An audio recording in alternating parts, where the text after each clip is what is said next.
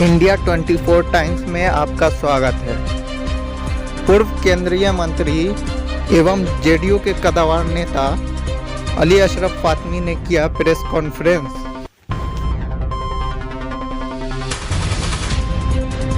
साल में और उसी बेईमानी से और गद्दारी से सीता देवी जी को हरवाया गया है। लेकिन मैंने दोनों से बात किया है, उनकी तो तबीयत खराब हो गई थी, तो एक वोट से हारी हैं और यहाँ 18 वोट से जीत हुई है। दोनों से मैंने बात किया और यही मैंने कहा है कि आप दोनों मिलकर के सदन के काम को और दरभंगा के विकास को आगे बढ़ाएं और जितना पॉजिटिव रोल हो सके सदन को चलाने में, दरभंगा के विकास में और सबको साथ लेके चलने में, इन दोनों को वो काम करना है। और कभी कहीं पर कोई दुनिया खत्म नहीं हो जाती है। बहुत सारे लोग जिन्होंने गलती की है उनको रियलाइजेशन भी होगा और सब कुछ मुमकिन है अगर आप ईमानदार रहें और लोगों के जनहित के काम में लगे रहें और जो मेंबर्स हैं उनका ख्याल रखें। तो मैं तो दोनों उम्मीदवार जो हुई थी उनको शुभकामनाएं देता हूं नए साल के लिए। और ये तो दूसरी मर्तबा हुई हैं उपाध्यक्ष, और ये तो पहली मर्तबा जीत के गई थी और मात्र एक वोट से हारी। उनकी तबीयत भी कल खराब हो गई। तो सब देखना नहीं है और आगे बढ़ना है और कोई टेंशन लेने की ज़रूरत नहीं है। जो विपक्ष है वही पक्ष में आता है और जो पक्ष में है वो विपक्ष में जाता है। जो अच्छे काम करता है समाज की निगाह में, मेंबर्स की निगाह में, वही अच्छा रहता है। तो मैं दोनों को शुभकामनाएं देता हूं और दोनों को विश्वास दिलाता हूं कि हमारी पार्टी, हमारा गठबंधन ने आज भी आप दोनों का साथ दिया है और आगे भी गठबंधन और हमारे जो भी सहयोगी हैं आपके साथ रहेंगे। आप लोग मेहनत से काम करिए। सिर्फ जगह मिल जाने ही से नहीं होता, बल्कि आप एक आम आदमी के तौर पर भी समाज की सेवा कर सकते हैं। तो आप तो सभी लोग जिला परिषद भी हैं और हमारे एक उपाध्यक्ष भी हमारे तरफ से हुई हैं।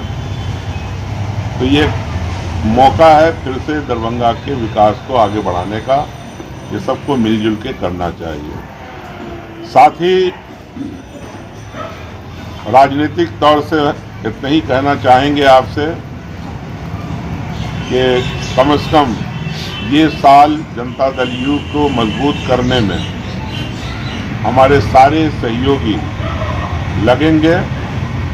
अभी तक 29 तारीख का कार्यक्रम है हमारे राष्ट्रीय अध्यक्ष ललन सिंह जी का। वो 29 तारीख को दरभंगा तशरीफ ला रहे हैं।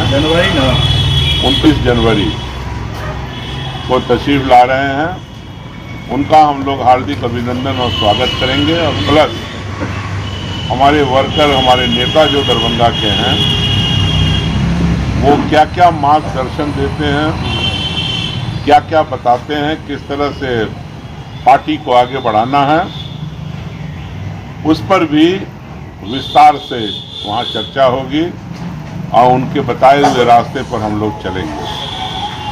साथ ही जो हम लोगों की, जो पार्टी की दो बड़ी मांगे हैं, खास तौर से बिहार पिछड़ापन में लोग कहते हैं कि नीचे पायदान पर है। ईमानदारी की बात है कि एक एक पैसा जो बिहार की आमदनी हो या भारत सरकार से मिलती हो, नीतीश कुमार जी ईमानदारी से दिन रात मेहनत करके बिहार को आगे बढ़ाने में लगे हुए हैं लेकिन अगर कहीं कुछ कमी है तो इसमें भारत सरकार को स्पेशल राज्य का दर्जा जो नीतीश कुमार जी की एक जमाने से मांग रही है उस पर विचार ही नहीं अमल करना चाहिए भारत सरकार को, और स्पेशल पैकेज की शक्ल में हो, स्पेशल पिछड़े राज्य का दर्जा देकर मदद करने की जरूरत हो। बिहार को जरूरत है पैसों की। दरभंगा आ चुका पूरे हिंदुस्तान के नक्शे के ऊपर, उसको आप आसानी से देख सकते हैं। एम्स, एयरपोर्ट, और अगर इंटरनेशनल एयरपोर्ट जिसको नीतीश जी प्रयास कर रहे हैं वो बन गया तो ये इलाका अब इसको तरक्की से रोका नहीं जा सकता है। आप लोगों में बहुत सारे यंग लोग हैं। जब मैं पहली मर्तबा एमपी बना था तो मैं यही कहता था कि दरभंगा का हिस्सा जो भारत सरकार के खजाने में कैद है उसको आज़ाद करा करके दरभंगा की धरती पर लाना है। बहुत कुछ हमारे वक्त में भी हुआ, जैसे रेलवे का काम हुआ, शिक्षा में काम हुआ बहुत बड़ा, और इसके लिए भी प्रयास रहा। कई मर्तबा हम लोगों ने भी पार्लियामेंट में उठाया एयरपोर्ट के लिए, कभी शुरू भी हुआ फिर बंद हो गया, और एम्स की भी आवाज़ उठती रही। लेकिन अब माननीय नीतीश कुमार जी के प्रयास से ये दोनों काम आगे बढ़ा है। इसके साथ साथ दूसरे भी डेवलपमेंट से जुड़े हुए परियोजनाएं हैं जिसको चिन्हित किया गया है दरभंगा के लिए, वो भी आगे आएगा। तो हर लिहाज से इस इलाके को अब आगे ही बढ़ना है, क्योंकि 4 लेन से जुड़ गया पहले, अब दूसरा एक 6 लेन आ रहा है। तो उसके बाद तो आप समझ लो कि किसी चीज़ की कोई कमी दरभंगा में होने वाली नहीं है। और ज्योग्राफिकली दरभंगा ऐसी जगह पर है जिसमें आप कहीं से भी गुजर के आओ, दरभंगा से आपको नॉर्थ बिहार के लोगों के लिए आसानी है यहाँ से इलाज के लिए आने में, यहाँ से जहाज़ पकड़ने में, यहाँ पे कुछ भी और भी डेवलपमेंट का काम हो। ख़ास तौर से ये एजुकेशन हब हो सकता है जिसकी शुरुआत पहले से हुई और फिर हमने भी उसमें हाथ बटाया है, आगे बढ़ाया है। उस पर भी काफ़ी काम होने की गुंजाइश मौजूद है। साथ ही अभी आपने देखा होगा 3 तारीख को यहाँ पर जिला परिषद का अध्यक्ष और उपाध्यक्ष का चुनाव हुआ, और चुनाव में हमारे पास जनता दल यू की उम्मीदवार बहुत पहले से थी, जो हमारे पार्टी की मेंबर भी हैं, और उनके लिए हम लोग प्रयास कर रहे थे। और कल 3 तारीख को उनकी भारी जीत हुई, 18 वोटों से वो कामयाब भी हुई। 1 वोट जो हमारी अध्यक्षा की उम्मीदवार थी, उनकी तबीयत खराब हो गई, वो चली गई, वरना उसको 19 ही वोट समझें। हम लोगों ने शंभू पासवान जी की पत्नी सीता देवी जी को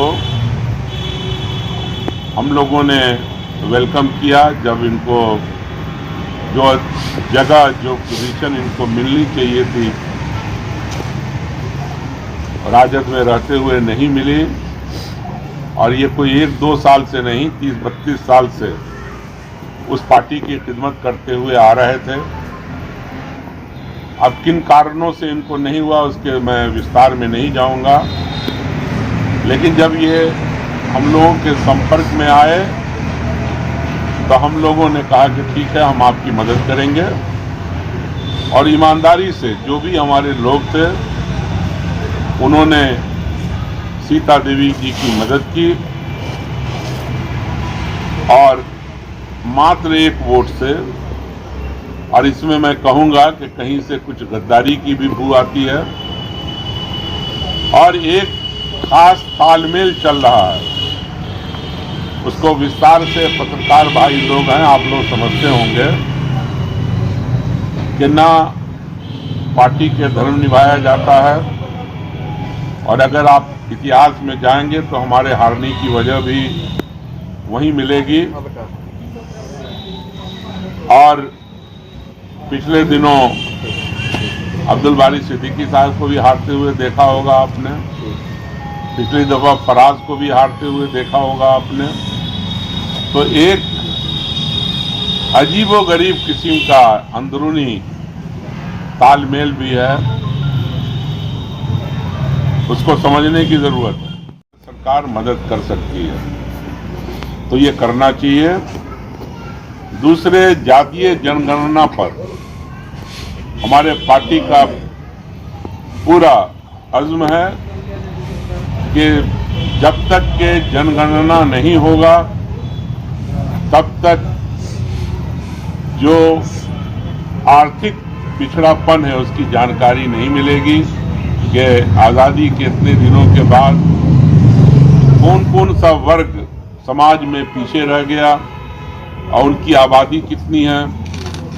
तो इसकी जानकारी के लिए जानना ज़रूरी है, ताकि फिर उसको जो भी हिंदुस्तान के अंदर जो पैसे का बंटवारा होता है, तो ये सारी आबादी का विवरण जब हमारे सामने होगा, कौन से बिरादरी के लोग कितने हैं और वो कितने पीछे रह गए, तभी जाकर के हम लोग ईमानदारी से जो पीछे रह गए वर्ग उनकी मदद कर पाएंगे। तो ये जो जनगणना के अंदर ये जानना किस जाति की कितनी आबादी है और उसकी आर्थिक स्थिति क्या है, तो उसके लिए निश्चित रूप से नीतीश जी कदम उठाएंगे और उन्होंने ऐलान भी किया है। साथ ही बार बार हम लोगों ने कहा पिछले दफा कि नीतीश कुमार जी के अंदर हर उस तरह का गुण है जो एक कहा गया था प्रधानमंत्री मटेरियल है।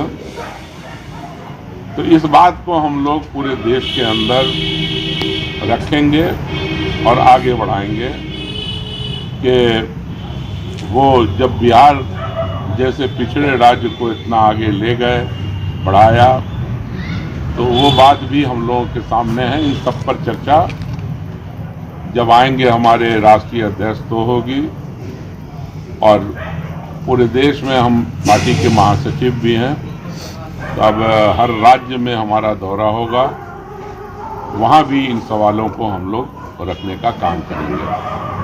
अभी उत्तर प्रदेश में चुनाव हो रहा है और 4 और राज्यों में हो रहा है, उसके अलावा नॉर्थ ईस्ट में भी कुछ जगहों पे चुनाव होने वाला है। तो हमारी पार्टी प्रयास कर रही है कि हर जगह लड़े, और लड़ करके पहले भी जनता दल यू राष्ट्रीय पार्टी थी, तो उसको फिर से हम लोग राष्ट्रीय पार्टी बनाएंगे और उस पर पार्टी पूरी मेहनत से काम कर रही है।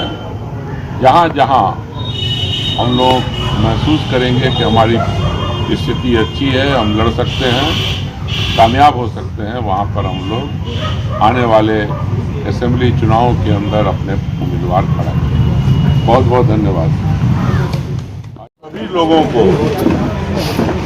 और आपके जरिए सभी पूरे दरभंगा वासियों को, मिथिलांचल के लोगों को, बिहार के लोगों को, पूरे भारत वर्ष के लोगों को नए साल की हार्दिक बधाई और शुभकामनाएं देना चाहता हूं।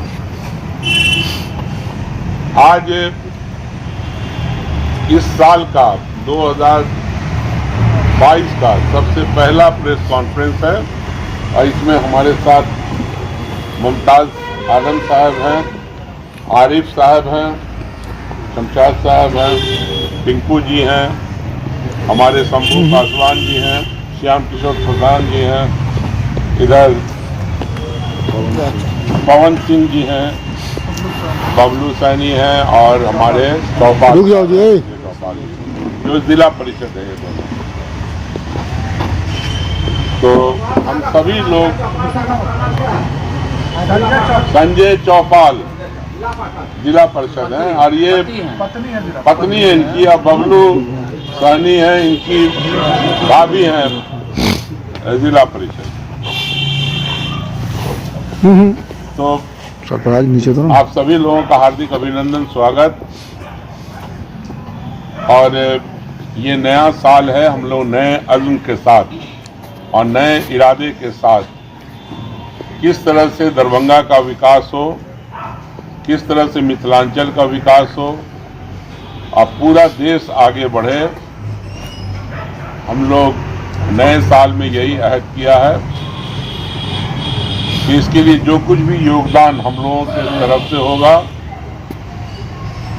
और जो सरकार नीतीश जी की सरकार चल रही है पटना में, उनका जो भी योगदान होगा उसको बड़े पैमाने पर इस इलाके में हम लोग लाने का काम करेंगे। और बड़ी खुशी की बात है कि अभी कुछ दिनों पहले उन्हीं कामों का विस्तार करते हुए माननीय मुख्यमंत्री नीतीश कुमार जी यहाँ तशरीफ लाए थे, कुशेश्वर स्थान गए और अपने किए हुए वादे के मुताबिक उन्होंने सभी परियोजनाओं का ऐलान भी किया है, कुछ का फाउंडेशन भी किया है। साथ ही वो यहाँ भी आए थे, जो प्रस्तावित एम्स हैं और डीएमसीएच के ज़मीन को लेकर के कुछ मामला थे, उसको भी उन्होंने स्वयं देखा। और बड़ी खुशी की बात है कि डीएमसीएच को भी 50 एकड़ से ऊपर की ज़मीन मुहैया कराई गई है। आप जानते ही हैं कि मेडिकल कॉलेज के लिए और हॉस्पिटल के लिए जो मापदंड रखा गया है 25 एकड़ का, उससे दोगुनी ज़मीन अब हमारे डीएमसीएच के पास होगी। तो इससे बड़ी बात अब कुछ नहीं हो सकती है कि हमारा एम्स भी आ जाएगा और डीएमसीएच को भी पूरी जगह ज़मीन, और जब सब टूटेगा तो नई नई बिल्डिंग का तामीर भी होगा। और हमारे पास 2 बेहतरीन अस्पताल, एक वर्ल्ड लेवल का, एक इंडिया लेवल का अस्पताल हमारे दरभंगा में मौजूद होगा। साथ ही जो हमारे